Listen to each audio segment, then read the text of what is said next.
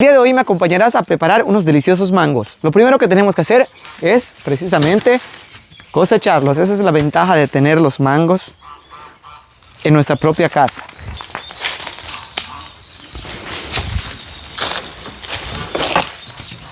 Aquí tenemos otro.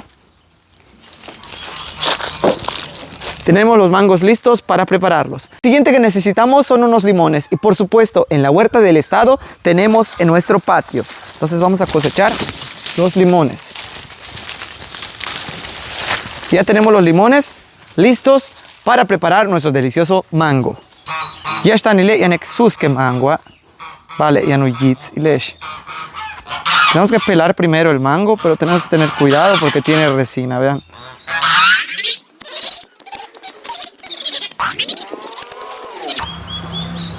Ahí está listo, ya está pelado el primer mango.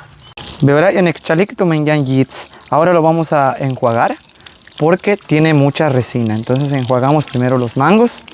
Y en exotic vamos a cortar para que quede en retazos. ¿Qué más lleva este mango? Bueno, nosotros le vamos a poner chile molido, y chile molido en maya se dice huchbiik, chile molido. Entonces le vamos a echar el chile molido. Echamos chile molido. También lleva lo que viene siendo sal, y sal en maya se dice tap, sal. Entonces le vamos a poner chile molido, huchbiik, y este es el tap. Le vamos a poner chile molido y sal, y también le vamos a poner 3 limones. Bien. Y una vez que tienes tu manguito, es momento de disfrutarlo. Mejor parte de esto, vean, aquí está el caldito, porque una vez que se gaste el mango, lo podemos tomar en la propia palangana, pero en esos momentos lo voy a tomar en esta cucharita.